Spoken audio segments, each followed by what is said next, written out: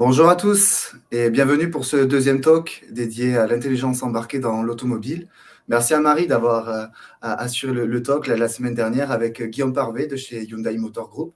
Et lors du talk de la semaine dernière, on s'est interrogé sur la manière dont un constructeur aborde la question de l'intelligence embarquée dans l'automobile avec ses dispositifs d'innovation. Et puis, on s'est interrogé aussi sur la stratégie un peu plus long terme sur la question de ce véhicule intelligent.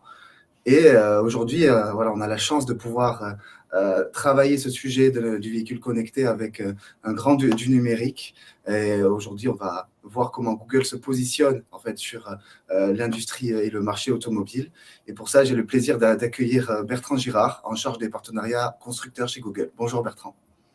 Salut Vincent, merci beaucoup. Écoute, ça tombe bien parce que nous, l'intelligence embarquée dans le véhicule, tu vois, on le voit en collaboration avec les constructeurs, donc on s'inscrit bien dans la lignée de tes talks et je pense que c'est une bonne chose. Alors moi, je travaille pour un géant du numérique, ouais, mais je suis tout petit. Je suis Bertrand, je travaille chez Google depuis 8 ans. J'ai occupé diverses fonctions chez Google, toujours en lien avec l'automobile et la mobilité.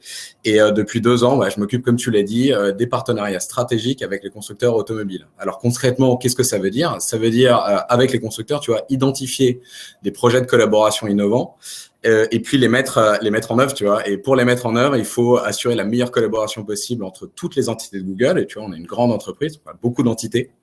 Et puis, il faut que ces entités, elles favorisent un petit peu le développement de solutions qui soient dédiées au secteur automobile.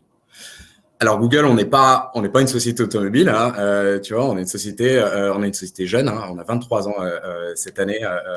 On est une société de l'information et puis notre mission Google depuis 98, c'est toujours d'ailleurs d'organiser toute l'information disponible dans le monde et puis de la rendre accessible et utile à tous. Et alors, pour répondre à cette mission, tu vois, depuis 98, on a mis à disposition des utilisateurs et des entreprises des produits. Le moteur de recherche, ça vous le connaissez, donc il y a des produits qui permettent de classifier l'information, tu vois, moteur de recherche, Google Maps, YouTube. Il y a des produits qui permettent d'accéder à cette information, Chrome, le navigateur, Android, le système d'exploitation des téléphones, et puis on va en parler un peu plus d'Android ensemble ce matin. Et puis toute la technologie qui est sous-jacente qui permet à ces produits d'exister. Tu vois, les data centers, le cloud computing, le machine learning, etc. C'est ce qui permet à ces produits d'exister. Et donc, tout ça, en fait, on s'est rendu compte que ces produits, ces solutions, ils étaient capables de répondre à un tas de besoins et à des besoins spécifiques de constructeurs automobiles. Et tu vois, tout au long de la chaîne de valeur du véhicule. Tu vois, de la création de véhicules, la R&D, c'est de la simulation, etc., jusqu'à la commercialisation. Là, on est capable d'accompagner, tu vois, avec de la publicité, on est capable de mettre en relation le constructeur ou les concessionnaires avec les acheteurs automobiles. En passant par le fait de connecter les usines. Tu vois, les usines elles génèrent des données aujourd'hui, donc on les connecte.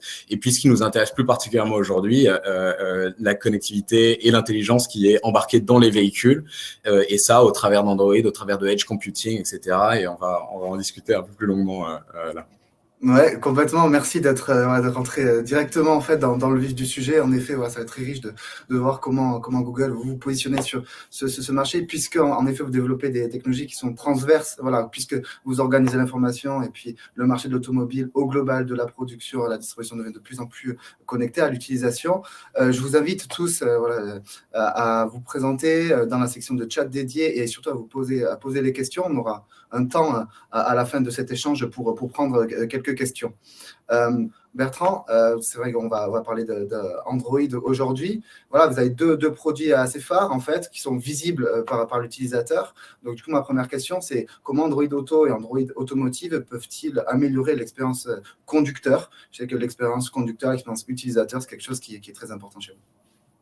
Ouais, et écoute, tu vois, nous on est une entreprise, donc on a 23 ans et ça fait 15 ans qu'on collabore avec des constructeurs automobiles sur cette partie-là. Donc si tu veux, l'automobile chez Google, c'est arrivé assez rapidement. Et ça fait 15 ans qu'on collabore à la fois à l'intérieur et à l'extérieur du véhicule. Et je pense qu'on va parler des deux parce que c'est ça qui est important dans l'intelligence embarquée. Juste pour te marquer un peu l'évolution, tu vois, il y a 15 ans, en 2005, qu'est-ce qu'on faisait dans l'automobile ? Et ben on avait un produit que les gens ont un peu oublié, mais mais qui est vraiment super et qui existe toujours, qui s'appelle Google Earth. Et ben, la première, escapade de Google dans l'automobile, ça a été d'apporter les fonds de cartes et les cartes Google Earth sur des environnements propriétaires de constructeurs. Donc, on parle toujours de l'infotainment. L'infotainment, c'est cet écran que tu as dans le véhicule qui permet d'accéder à des informations de navigation, à des informations de conduite. Et donc, en 2005, c'était Google Earth. En 2010, on a développé toutes les applications, les API de Google Maps, tu vois. Les API de Google Maps, elles permettaient, et puis elles permettent toujours, tu vois, d'intégrer la carte Google Maps dans le véhicule, et puis d'intégrer des choses qui étaient très intéressantes pour les constructeurs. C'était surtout les points d'intérêt. Donc, Google Maps, tu vois, c'est un logiciel d'information, donc on collecte de l'information locale et les points d'intérêt, c'est les adresses et les choses comme ça. Et ces API-là, vous les utilisez un petit peu tous les jours, un peu partout, sans vous en rendre compte forcément. Mais par exemple, à chaque fois que ça auto-complète un champ, il y a une chance que ça passe par une API de Google Maps qui te permet d'auto-compléter l'adresse. Donc, tu vois, en 2010, quand tu étais avec ta molette en train de taper A, B, C, D pour trouver ta rue dans ton navigateur, Google Maps t'aidait déjà, si tu as à auto-compléter ça. Alors, aujourd'hui, tu les as mentionnés. En fait, le produit que les gens connaissent et dont les gens sont familiers, c'est Android Auto. Android Auto, c'est disponible dans 100 millions de véhicules qui roulent aujourd'hui. Android Auto, c'est un SDK, c'est une application et un SDK qui s'installe sur des systèmes propriétaires ou non des constructeurs automobiles et qui permet aux conducteurs, tu vois, de retrouver, d'accéder à toutes ces applications dans un environnement qui est sécurisé, qui est celui du véhicule, tu vois, celui de l'écran du véhicule, simplement en connectant son téléphone à l'aide d'un câble USB et puis demain en wireless. C'est déjà disponible sur quelques véhicules. Et puis, avec cette connectivité, tu vois, on réplique l'environnement du téléphone dans le véhicule et on donne accès de manière assez simple, peu coûteuse, c'est gratuit tout ça, à l'utilisateur, à ses applications et ses services qu'il a sur son téléphone. Alors, tu vois, en parallèle, et pour aller plus loin, on a ce que tu as mentionné. Donc, il y a Android Auto d'un côté, vous avez la connectivité, puis on a Android Automotive OS. Alors, OS, c'est Operating System. Et donc, Android Automotive OS, c'est un système d'exploitation qui est open source, gratuit, comme, si tu veux, Android sur les téléphones et qui est mis à disposition des constructeurs automobiles. Alors, il est un peu différent d'Android parce qu'il est optimisé spécialement pour l'automobile. Et il est mis à disposition des constructeurs pour qu'ils se basent dessus pour développer leur propre système d'infotainment. Et donc, c'est un système d'exploitation comme ils pourraient utiliser Linux ou d'autres, si tu veux. Ils sont capables d'utiliser Android Automotive OS pour développer ce système et pour proposer aux conducteurs une expérience qui est totalement intégrée où, si tu veux, il n'y a plus besoin de connecter son téléphone dessus et les constructeurs, à l'aide de cette base-là, peuvent, tu vois, développer et proposer un accès natif à toutes les applications existantes sans même avoir, tu vois, son téléphone dans la voiture. Donc, si tu l'oublies, ton véhicule est capable, tu vois, d'accéder à ces applications. Là, on parle juste d'infotainment, tu vois, donc on parle de ce qu'il y a à l'intérieur du véhicule, donc c'est sûr qu'on se concentre pas mal sur Android, mais de l'intelligence embarquée dans le véhicule, tu vois, un véhicule connecté et intelligent, c'est beaucoup plus que ça, évidemment, et puis c'est beaucoup plus que l'infotainment même, tu vois. C'est 1 million de services dans le véhicule, des services de sécurité, des services, tu vois, divers et variés qui, eux, sont connectés, et pour que tout fonctionne correctement, il faut que le véhicule soit capable de faire beaucoup de calculs. Et ces calculs-là, il n'est pas obligé de les faire à l'intérieur du véhicule parce que ça nécessiterait une puissance de calcul que de temps en temps, il n'est pas capable d'avoir. Et c'est là qu'il peut décider de les faire à l'extérieur. Et à l'extérieur, tu vois où je veux en venir, c'est le cloud. Et donc, pour ça, il faut qu'il soit connecté à une infrastructure, qu'il soit capable de faire ses calculs, capable d'ingérer de l'information, capable d'échanger de l'information. Et c'est là que toute la partie Google Cloud, tu vois, peut intervenir et intervient déjà avec certains constructeurs pour les aider à construire cette infrastructure de véhicules connectés qui va permettre à l'intelligence embarquée d'exister dans le véhicule. Et le meilleur exemple de ça, tu vois, c'est la mise à jour des systèmes. Alors, on a des marques fabuleuses de véhicules que tes auditeurs connaissent, qui s'appellent Tesla et autres, qui mettent déjà à jour leurs véhicules en temps réel, etc. Et donc, pour ça, ils s'appuient sur des infrastructures qui sont des infrastructures de ce type. Et donc, on est partenaire avec l'industrie automobile aussi pour construire ces produits, construire ces infrastructures et permettre à ce type de système d'exister.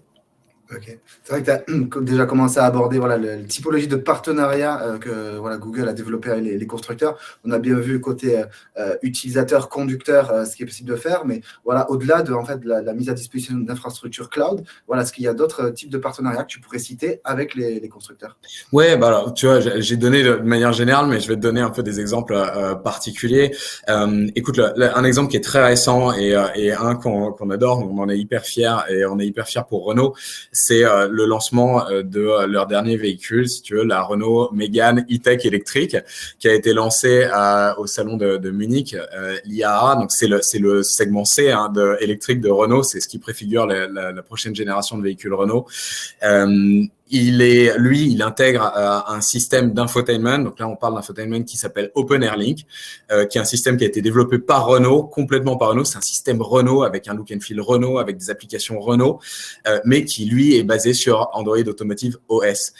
Et donc c'est le meilleur exemple aujourd'hui de ce qu'on peut faire à l'heure actuelle avec les constructeurs automobiles. Donc tu vas avoir cette dalle dans le véhicule de 24 pouces avec tous tes services connectés, avec toutes tes applications. Qui vont être complètement seamless. De temps en temps, la question qu'on nous pose, c'est mais moi, j'ai un iPhone, etc. Là, on se pose pas la question de l'iPhone. Tu rentres dans ton véhicule, on se pose la question de quel service tu veux utiliser. Est-ce que tu veux utiliser iTunes pour écouter tes podcasts? Est-ce que tu veux utiliser Spotify? Toutes ces applications, elles sont disponibles dans le Play Store. Elles seront disponibles dans la Mégane E-Tech électrique au moment de son lancement en début d'année prochaine. Et puis, ces intégrations, elles vont beaucoup plus loin que le fait de connecter son téléphone. Elles sont natives, comme je te le disais. L'exemple même, c'est qu'elles interagissent avec le véhicule. Donc, l'assistant Google qui sera présent dans le véhicule, il va te permettre d'interagir avec le véhicule. Donc, de poser des questions au véhicule et puis surtout de faire agir le véhicule, d'activer des fonctions, de modifier la température du véhicule, de faire des choses comme ça. Des choses qui sont impossibles à faire avec ton simple téléphone branché en USB. Et puis, des intégrations avec la carte et qui seront hyper excitantes aussi là-dessus. Donc, tu vois, tout ça, c'est un super partenariat. On est fiers de ça. Si tu essayes de prendre un petit pas de recul, tu vois, tout ça, ça veut dire le software dans le véhicule. Et puis, on a parlé un peu d'infotainment, d'infrastructure. Tous les constructeurs sont en train, là, de prendre le tournant, de prendre le virage, de développer des capacités software dans le véhicule. C'est pas un truc qui est simple, tu vois, surtout quand tu es un constructeur qui a 100 ans qui s'est basé sur des capacités d'engineering hardware, d'engineering véhicule, moteur jusqu'à maintenant, de prendre ce virage et de développer des capacités software. Et là, c'est un autre type de partenariat dont je voulais te parler. Tu vois, c'est un partenariat qu'on a monté avec Volkswagen et avec l'école 42 pour lancer une école qui sera accolée à Volkswagen, à Wolfsburg, à côté de Berlin, en Allemagne. Donc 42, vous connaissez, c'est cette école informatique qui a été lancée sous l'impulsion de Xavier Niel avec une super pédagogie innovante. Il y a un objectif, tu vois, pallier un peu à la pénurie de talents et puis créer les talents et insuffler, si tu veux, les développeurs software de demain pour l'automobile. Et donc, dans cette école, il y aura toute la pédagogie 42 et puis il y aura un cursus spécial dédié à l'automobile, un cursus de software engineering automotive et de mobility. Donc, tu vois, ça intéresse vieille idée aussi. Et puis, cette école, voilà, elle est sponsorisée, accompagnée par Google et par Volkswagen pour demain. Et puis après, on a parlé des usines, tu vois, c'est un peu moins le sujet d'aujourd'hui, mais on a un partenariat très développé pour connecter les usines Renault de demain. Donc, c'est tout ce qui concerne l'industrie 4.0, mais c'est voilà le genre de partenariat qu'on fait, tu vois. Ok. Merci beaucoup pour ces illustrations, c'est très concret. Peut-être avant de prendre quelques questions, je vois qu'il y en a pas mal. Une dernière pour toi, Bertrand. Voilà, si on se projette un peu, voilà, on a bien vu qu'Android Automotive, ça permet une certaine intégration. Voilà, vraiment, cette intelligence embarquée, on la sent bien. Le software prend toute la place maintenant dans le véhicule. Et demain, voilà, qu'est-ce que Google voit comme futur en fait sur le marché et l'industrie automobile? Alors demain, c'est très large hein, comme question, donc toujours un peu difficile. Mais si tu veux, voilà, j'essaie d'y répondre. On s'inscrit vraiment dans, tu vois, dans la vision que tu peux déjà avoir, connectivité, autonome, etc. Et je pense que on va pas aller à l'encontre de ça. Pour vous donner, tu vois, peut-être une vision peut-être plus liée à Google, etc. Je pense qu'il y a deux choses qu'on voit, nous, deux orientations majeures. Il y en a une pour l'expérience. Tu vois, et c'est l'expérience qu'on voit, c'est une expérience qui sera plus fluide, plus liquide, tu vois, à l'intérieur du véhicule, qui sera plus assistée aussi. Et puis, on l'espère, plus utile pour le conducteur. Et puis, si tu veux, si je veux te donner deux, trois pistes, tu vois, on passe d'une expérience un peu conducteur à une expérience habitacle tout entier, avec, tu vois, forcément des fonctionnalités autonomes de véhicules qui vont se développer dans le futur. On passe, tu vois, d'une conduite qui est manuelle et puis une conduite de plus en plus assistée, autonome. Et puis, on passe d'un véhicule qui ne générait aucune donnée ou qui était son propre générateur de données, et puis à un véhicule qui est connecté au reste et puis qui génère beaucoup, beaucoup de données et qui interagit avec l'extérieur. Et tout ça, tu vois, ça va donner pour nous une expérience qui sera plus fluide, plus assistée. Puis qui est liée à la deuxième, tu vois, qui est notre vision pour le véhicule. La vision pour le véhicule, c'est la vraie question, tu vois, c'est la place que le software va jouer et la manière dont tous les différents softwares qui sont déjà dans le véhicule vont interagir entre eux et puis vont se gouverner entre eux, si tu veux, pour créer cette expérience de demain. Dans l'industrie, il y a beaucoup d'efforts qui visent à créer ce qu'on appelle le software defined vehicle. C'est cette plateforme de software centrale qui va permettre, tu vois, à toutes les parties de véhicule d'interagir entre elles et à fonctionner ensemble.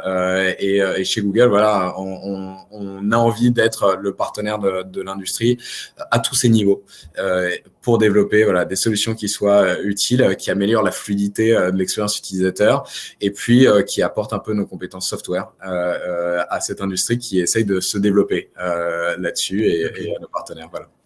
Ok. Merci pour ça. Maintenant, je propose de prendre quelques questions.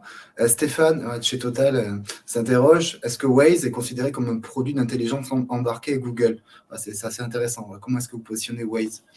Alors oui, bien sûr. Alors la question revient souvent, si tu veux, du positionnement de Waze par rapport à Google Maps, de la volonté secrète de Google peut-être de fusionner les deux applications. Écoute, c'est pas au programme. Pour l'instant, on a deux applications qui sont super l'une et l'autre. Il y en a une qui s'inscrit vachement dans l'accompagnement du conducteur. C'est Waze, et une qui s'inscrit dans des accompagnements, si tu veux, un peu plus larges, qui est très utilisée dans le véhicule aussi, mais qui a une approche un petit peu différente, qui est plus une approche de mobilité globale qui est Maps. Pour l'instant, ces applications, elles ont des bases d'utilisateurs qui sont, tu vois, séparées, et puis elles ont des technologies qui sont séparées. Tu vois, les algorithmes de routing sont pas les mêmes. La manière dont les cartes sont updatées sont pas les mêmes non plus. Tu vois, Waze s'appuie beaucoup et je les salue là et je les remercie sur toute la communauté de contributeurs Waze, d'éditeurs de cartes Waze pour éditer la carte. Et donc, Waze est considéré comme un produit d'intelligence embarquée, bien sûr. Donc, si tu veux, dans Android Auto, Waze est disponible. Tu peux l'utiliser et je pense que c'est parmi la première. C'est pas la seule. Tu vois, toutes les applications, même qui n'appartiennent pas à Google, qui font de la cartographie, des points de recharge, etc., elles sont invitées sur ces plateformes. Android, c'est une plateforme ouverte qui s'adresse à tous les développeurs. Donc, c'est pas la seule. Et donc, pour répondre à ta question, oui. Et puis pour l'ouvrir, oui, il y a d'autres aussi dans l'intelligence embarquée. On n'a surtout pas envie de fermer. Ça, c'est vraiment l'esprit Android. Ok. Merci beaucoup. Je vois qu'on a beaucoup de questions, donc je vais en prendre quelques-unes et puis je proposerai, Bertrand, si tu veux bien d'y répondre par écrit, je reviendrai vers vous. Olivier Didat du groupe IMA s'interroge, quels sont les constructeurs utilisant Google OS actuellement? Est-ce que tu peux nous partager une liste de constructeurs qui sont sous Google OS? Alors, je peux pas te donner toute la liste. Après, c'est souvent, tu vois, nous, on laisse les constructeurs communiquer quand ils en ont envie sur l'utilisation ou non de Android Automotive OS. Ce que je peux te dire, c'est que 10 des 15 plus gros constructeurs dans le monde, tu vois, utilisent ces technologies pour développer leurs services. Alors, c'est plus ou moins visible, tu vois, à l'utilisateur final et au driver dans le véhicule. Mais dans les constructeurs, tu vois, européens, Stellantis est un constructeur qui utilise Android Automotive OS. Renault, dont on a parlé, utilise Android Automotive OS. Et puis, tu vois, rien que ça, c'est une grande fierté. Récemment, Honda a annoncé qu'il allait utiliser la plateforme aussi. GM aux États-Unis. Donc voilà des noms que je peux te donner. Ok, merci beaucoup. Stéphane, je suis Total Énergie. Merci de m'avoir repris dans le chat. Se demande, est-ce que vous pourriez préciser comment des API ou SDK externes à Google de potentiels points d'intérêt, comme des localisations de points de recharge électrique, de recharge digitale de VE, micromobilité, peuvent être embarqués dans Android OS? Alors, c'est une question très, très compliquée, hein. Donc, difficile d'y répondre en 15 secondes. Une manière d'y répondre, si tu veux, c'est le fait que on est en train d'ouvrir, tu vois, de plus en plus d'applications, le Play Store automobile. Et on a pour vocation de l'ouvrir au plus d'applications possibles. Ce qui fait que l'ouverture est progressive. C'est pas qu'on n'a pas la volonté de le faire, c'est que on essaye de le faire en partenariat avec les constructeurs, si tu veux, pour garantir une expérience sécurité à l'intérieur des véhicules. C'est pour ça que tu vois les applis de messaging, les applis, enfin c'est difficile pour nous d'intégrer tout un tas d'applis. C'est pour ça que les applis d'entertainment aussi, de vidéo, etc. C'est difficile de pour l'instant, tu vois, et l'ouverture est récente, mais toutes les applis qui proposent une localisation des points de recharge, etc., commencent à pouvoir apparaître maintenant dans le Play Store. Et donc, il y a un template, voilà, qu'on a développé, tu vois, pour faire apparaître tout ça. Après, la question est un peu plus large que ça, et j'invite notre camarade de Total Energy, si tu veux, à rentrer en contact avec Google directement, hein, pour discuter un peu plus de ces points-là. Elle pose la question de l'intégration dans Google Maps directement, tu vois, dans Google Maps. Alors, on fait beaucoup d'efforts aussi, tu vois, dans Google Maps pour intégrer les points de recharge, pour donner plus de visibilité à l'utilisateur sur la disponibilité de ces points de recharge, etc. On veut le faire en partenariat avec Total Energy, en partenariat avec tous les autres, parce qu'encore une fois, tu vois, plus l'information est fiable, plus l'information est obtenue en partenariat avec les gens qui ont l'information, meilleure elle est pour nos utilisateurs à la fin. Et donc, on y travaille. Tout ça, ça va très vite, hein.